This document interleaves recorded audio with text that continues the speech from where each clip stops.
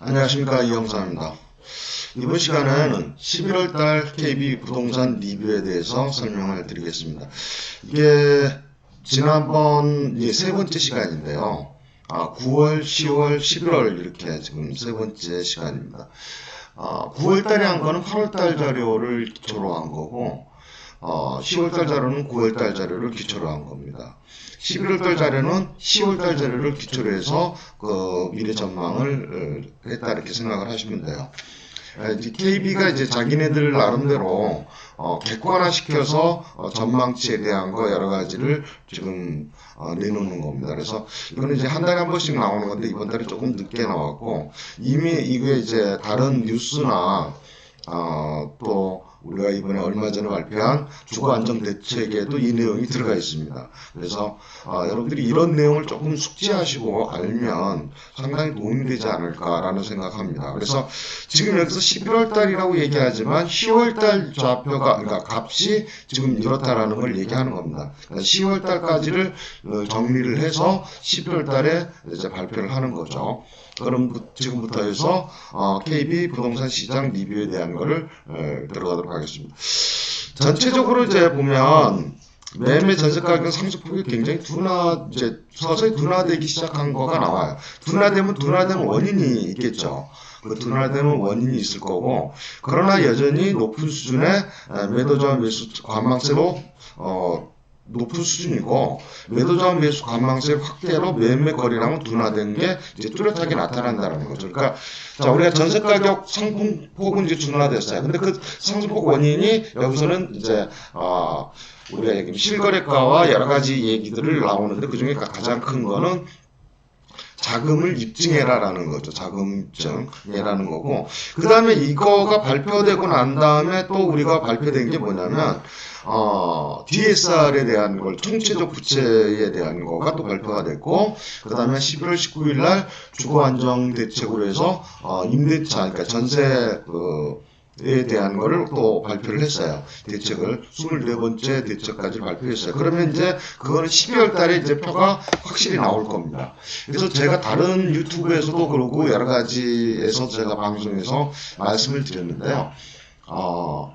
12월 달 이후로 보면 우리가 많은 게 이제 강남권을 필두로 해서 좀 많이 꺾일 거다 이렇게 얘기를 했어요. 가격이 꺾일 거다. 특히 강남 재건축이나 이런 건 이미 많이 좀 꺾여 있는 상태가 돼요. 조금 꺾여 있는 상태가 되고 강남 거가 꺾인 거를 우리가 얘기하면 그게 이제 신호탄이 돼서 다른 데도 영향을 줄 거다라는 거지 뭐 다른 데가 뭐 지금 한참 올라가고 있는 뭐 대구나 울산 특히 울산이 지금 많이 올라가고 있죠. 울산 많이 올라가고 있는데 대전이나 울산, 세종 뭐 이런 데들은 이제 어느 정도 가격이 찼으면 이제 꺾일 때가 됐다라고 보는 거죠. 그런 거를 여러분들이 참고로 들으시고 이게 지금 투자를 하기 위해서 전망을 하는 겁니다. 그럼 과거 데이터가 있어야 미래의 점을 알 수가 있는 거죠. 자, 투자를 하는 거는 지금 당장 돈 남을 때 투자하면 나중에 매각이 어렵습니다. 매각할 때 누가 받아줘야 되는데 받아줄 사람이 없죠. 그 가격에. 그래서 여러분들이 지금 돈 남는 것도 중요하지만 2년, 4년 뒤에 어느가 실제로 매각을 했을 때 돈 남는 게 중요하지 않겠어요? 그때 가서 어떤 어려움이 있을지 무슨 일이 있을지는 아무도 모르는 상태니까 여러분들이 그런 거에 대한 걸 보고서 투자를 하시라는 의미에서 얘기를 하는 겁니다. 자, 전체적인 걸 보면 목차에서 보시면 마찬가지입니다. 주택시장에 대한 거, 상업용 부동산 시장에 대한 거, 해외 시장에 대한 거는 이번에는 일본 시장, 지난달에는 미국 시장만을 얘기했는데 이번에는 미국 시장하고 호주 시장이 좀 노동률이 좀 커서 나왔습니다. 9월 달에는 일본 시장까지 같이 나왔죠. 그래서 세계 시장을 우리가 얘기를 할 때 우리가 우리만 바라보는 게 아니고 다른 시장이 어떤지도 전망을 같이 넣었다 이렇게 보시면 될 것 같아요. 우선 전체적인 거를 서머리를 보면 주택 및 토지 시장 주택 가격에 대한 걸 보시면 자, 전국 매매 및 전세 시장 상승폭은 둔화되었으나 상승폭 둔화됐어요. 둔화되면서 여전히 높은 수준을 나타내고 있어요. 여전히 높은 수준을 나타내고 있다. 이렇게 보시면 될 것 같고 추석 이후를 보시면 관망세가 추석 이후에, 그러니까 이건 지금 10월 달 거를 얘기한다 그랬죠. 그러니까 추석 이후에 관망세를 지속된 가운데 자금 조달 계획서 및 증빙자료 제출. 우리가 이게 나중에 뒤에도 나옵니다만, 이게 전체적으로 지금 3억 이상은 다 이걸, 조정구역에서는 이걸 해야 돼요. 그러니까 이것 때문에 줄었다라고 원인 판단을 하는 거죠.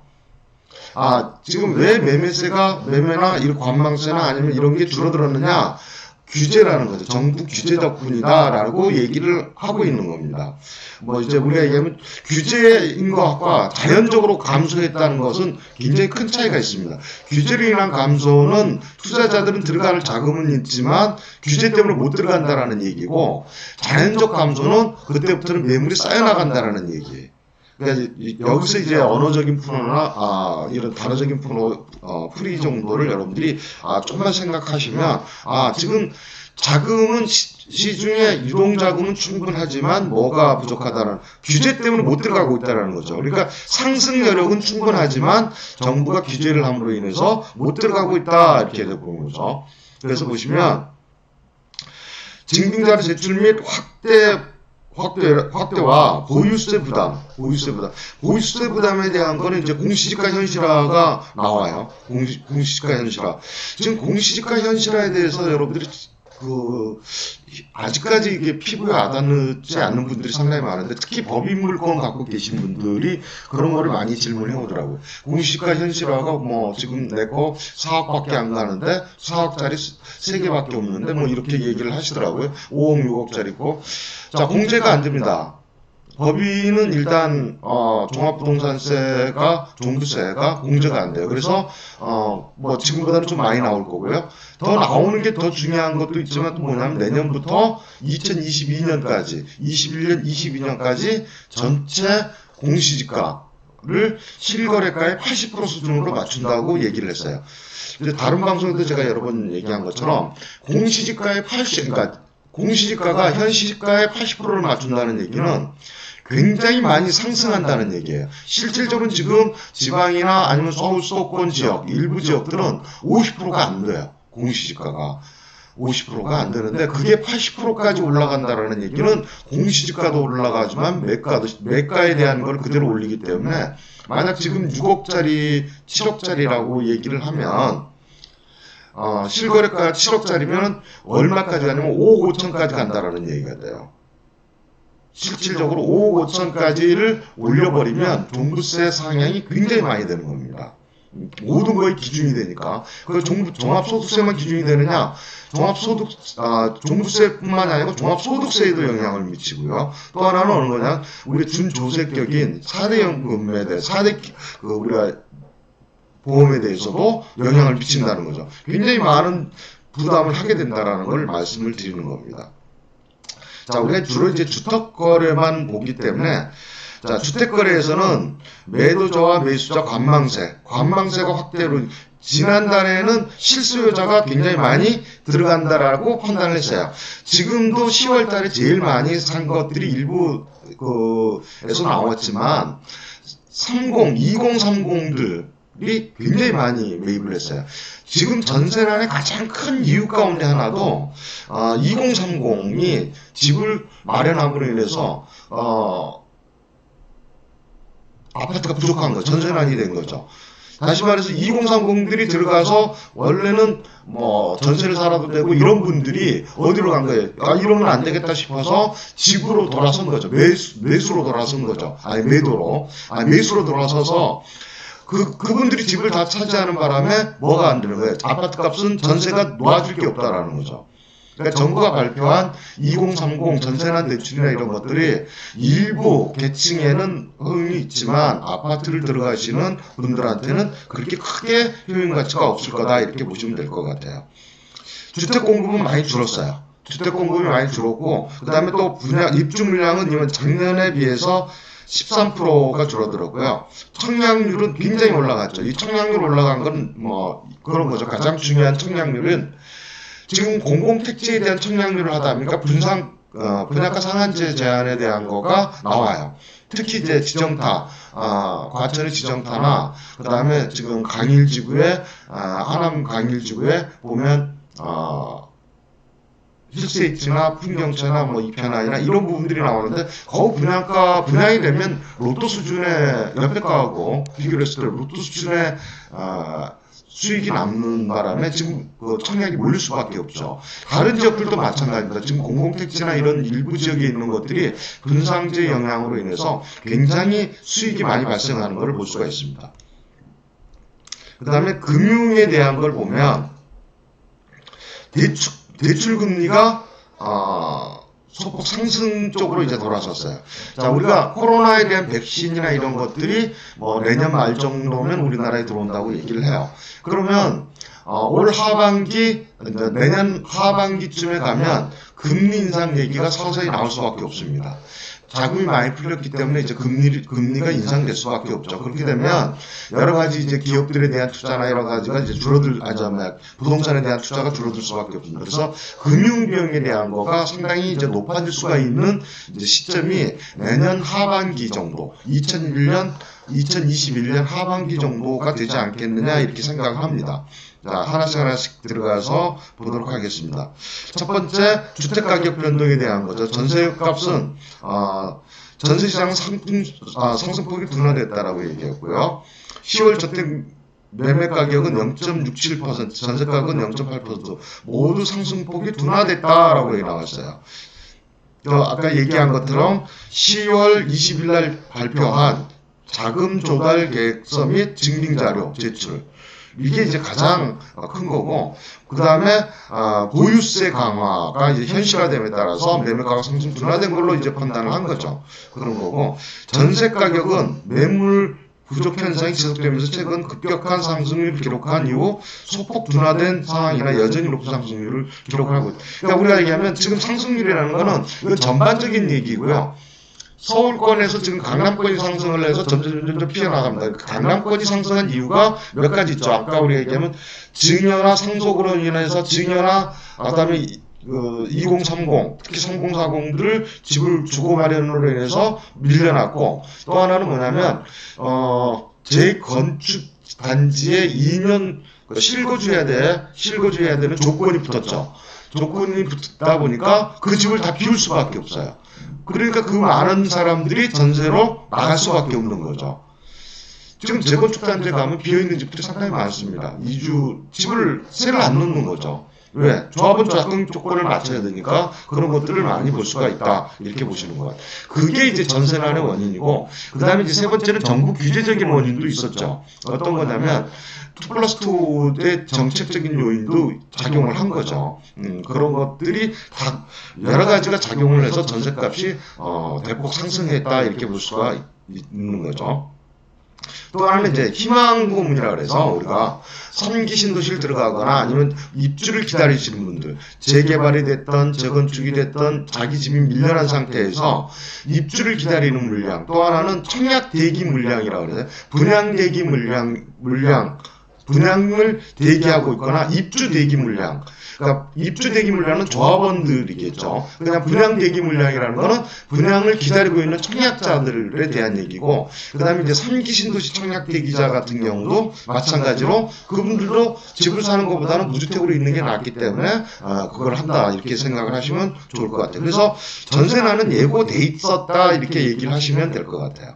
생각하시면 될 것 같아요. 이게 저는 계속 정부가 이번에 발표를 했지만 저는 이게 계속 이어질 거라고 봅니다.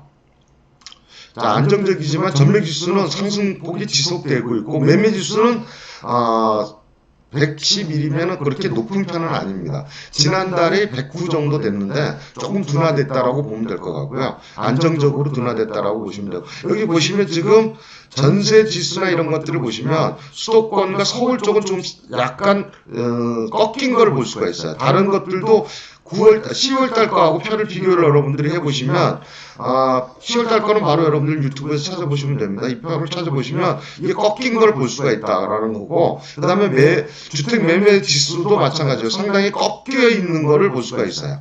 그런 거를 꺾여서 지금 이제 U자 형식으로 가고 있죠. L자 형식으로 가고 있는 거를 여러분들이 볼 수 있습니다.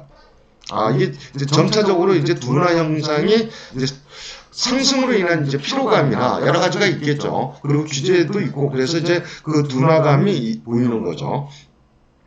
그 다음에 주간 매매 동향에서 보시면 이쪽도 마찬가지로 확연하게 이 표를 보시면 꺾여 있는 걸 볼 수가 있어요. 자금 조달 계획서를 10월 20일 날 발표를 했더니 그때부터는 올라가는 게 둔화돼 가지고 꺾이는 걸 볼 수가 있는데 지금 서울 지역이나 전체적인 강북 지역이 특히 꺾이는 지역이 많이 볼 수가 있어요. 강북 지역이 강남 지역은 그 이전에 이미 정리가 돼 있다라는 얘기죠. 정리가 돼 있다라는 얘기고 서울 전체적으로는 조금 둔화돼 있을 뿐이고 상승은 여전히 되고 있다라는 거. 그러나 강북 쪽으로는 투자나 이런 실거래가에서는 투자 쪽이 많았다. 왜 이게 실거래가 신거나 이런 자금 계획서나 이런 것들은 뭐냐면 투자에 대한 물건들이거든요. 대부분이 실수요자도 많으시지만 대부분이 투자에 대한 얘기예요. 그러다 보니까 이게 꺾여 있다 이렇게 생각을 하시면 될 것 같아요. 그 다음에 인천시장하고 경기시장을 한번 보시면 인천 경기를 보시면 전월 대비 안정세를 보이고 있으나 매매시장은 일부 지역의 상승폭은 확대되고 있어요. 자, 이 얘기는 무슨 얘기냐면 인천 경기뿐만이 아니고 지금 서울 인천 경기 얼마 전에 어저께 그러니까 우리가 11월 19일부로 뭐가 다 묶여 있어요. 기본적인 거로 다 묶였죠. 그러니까 김포까지 마지막 묶임으로 인해서 실질적으로 경기도권, 수도권은 거기다 묶였다 이렇게 봐요. 그러니까 김포가 묶이니까 김포 옆에 있는 홍진을 가겠다 뭐 이렇게 얘기하시는 분도 있는데 글쎄 그거는 여러분들이 잘 판단해서 들어가시는 게 좋지 않겠느냐. 내년 초 정도 되면 도리어 풀리는 지역이 있지 않느냐. 조정대상 지역에서 그런 지역들을 한번 여러분들이 유심히 보시면 그 지역들이 대부분 이제 예상이 되죠. 여러분들 예상하지만 양주 옥정이나 아니면 뭐 안산이나 이런 데들이 분양이 없는 데들. 분양이 있으나 지금 관심을 못 받는 지역들. 이런 지역들이 지금 내년에 풀릴 가능성이 많아요. 물론 이제 이 방송이나 여러 가지 때문에 또, 다른 분들이 또 얘기해서 올라갈 가능성도 있지만 분양이 떨어지는 데는 분양이 가장 큰 문제인데 분양이 없으면 없을수록 그 가격은 안정화되어 있다라고 판단을 하는 거죠, 정부는. 그럼 그쪽으로 가격이 이제 쏠릴 형상이 많이 나지 않겠느냐 이렇게 생각을 합니다. 인천 경기 쪽도 지금 많이 꺾이고 있다라는 거를 여러분들 보시면 돼요. 특히 경기 쪽도 주간 매매 가격이나 이런 것들이 많이 꺾여 있는 걸 볼 수 있어요.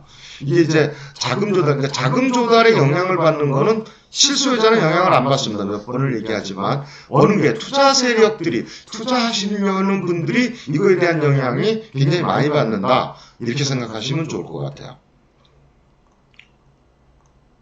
자, 비수도권 가격 상승세는 지속되고 있으면 일부 지역 가격 상승폭이 확대되고 있다라고 얘기를 하는 거죠. 비수도권 특히 대구, 대전 여전히 높은 상승률을 보고 부산, 울산 상승폭이 확대됐어요. 그래서 이제 대전이 이번에는 안 들어갔지만 대구, 부산은 이번에 조정구역으로 들어갔죠. 조정구역으로 들어갔습니다. 대전을 이번에 안 올린 이유는 아직 대전이 본격적인 분양시장이 활성화되지는 않았어요.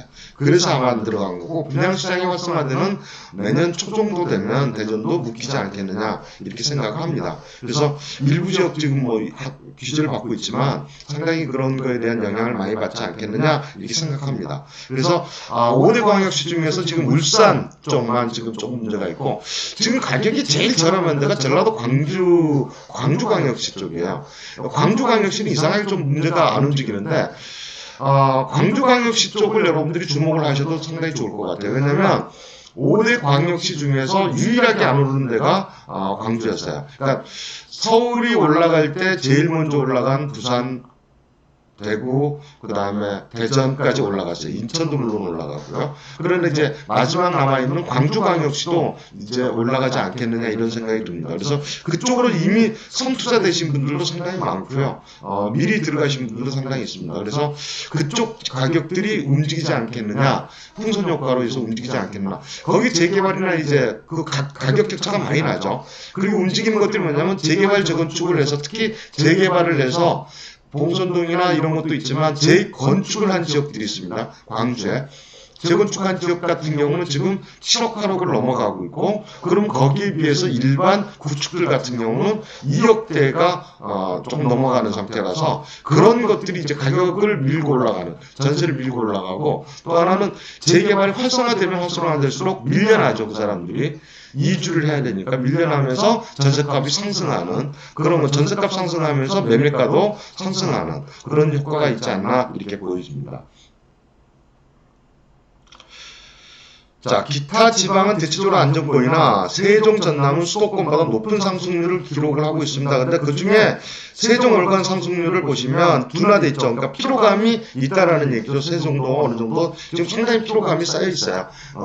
상승폭에 대한 피로감이 많이 쌓여 있고, 그래도 아직까지는 올라갈 가능성이 많이 있다라는 거고, 전국에서 가장 높은 수준으로 올라가 있고, 전남의 경우는 목포가 0.46%, 목포에 투자 들어가셨던 분들도 의외로 많이 계신데, 가격이 하락이 도래됐어요. 그리고 순천이 1.69, 여수가 1.24, 굉장히 높은 겁니다. 순천이나 여수 같은 경우는 거의 갭으로 다 붙어 있어요.